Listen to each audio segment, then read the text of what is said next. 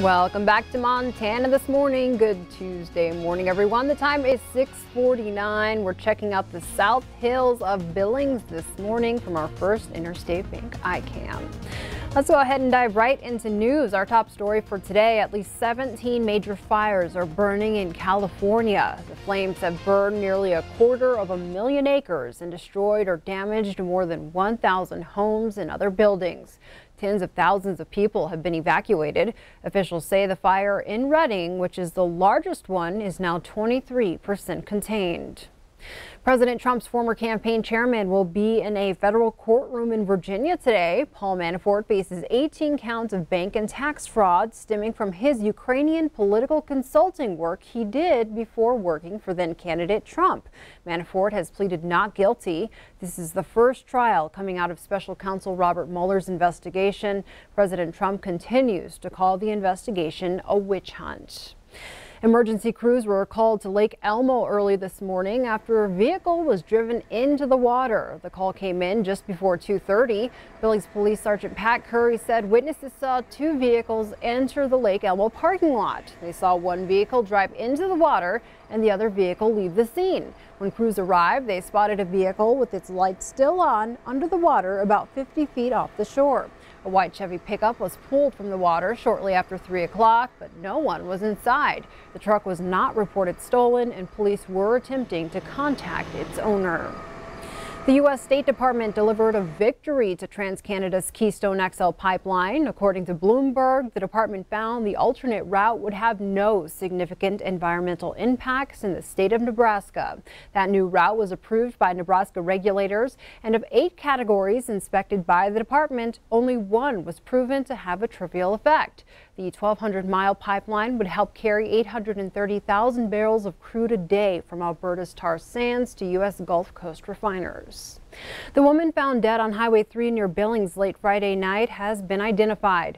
22-year-old Tristan Gray of Billings was found unresponsive in the highway's eastbound lane. She was pronounced dead at the scene. An autopsy revealed she died of blunt force trauma. 2 possible suspect vehicles were seen leaving the scene, but no arrests have been made. In Great Falls, order has been restored at the Cascade County Detention Center after a weekend riot. Sheriff Bob Edwards says 43 inmates were involved in the riot that started around 11 a.m. Saturday. Cascade County Sheriff deputies and a special SWAT team unit were involved in regaining control of the jail and defusing the riot. It was brought to an end around 3 p.m. Saturday. Sheriff Edwards says there were no injuries, but there was serious damage to the building. Edwards estimates the cost of repairs will be well over $10,000. Just last week, Edwards announced the jail will no longer accept nonviolent offenders due to overcrowding. A state district court ruling will save Northwestern Energy customers more than $8 million. Monday's ruling upholds a previous decision not to allow Northwestern to have its customers foot the bill for costs associated with the temporary shutdown of Colstrip Unit 4 back in 2013. Originally, Northwestern wanted to charge its customers $8.2 million for replacement power costs while Unit 4 was idled. But 2 years ago, in a 3-2 decision, the Montana PSC disallowed those charges, ruling the utility had not demonstrated that the plant was operated prudently. The PSC also faulted Northwestern for its lack of oversight of the plant and concluded it failed to purchase insurance or seek damages from other parties involved. On Monday, Yellowstone County District Judge Rod Souza upheld the commission's findings on each point.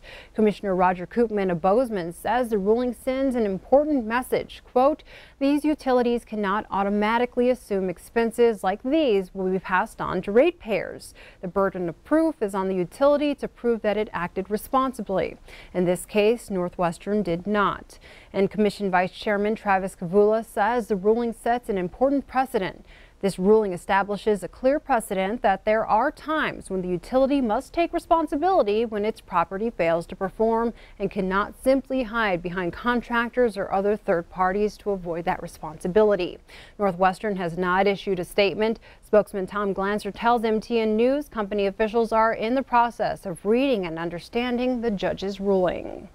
In other news, Billings Mayor Bill Cole, Roundup Mayor Sandra Jones, and Colstrip Mayor John Williams were among a handful of Montana officials who got to visit the White House last week as part of Montana State Day in Washington. The mayors were invited by the White House Office of Intergovernmental Affairs. Mayor Cole said when asked about the issues facing Montana communities, he stressed the need for critical infrastructure such as roads, bridges, and broadband.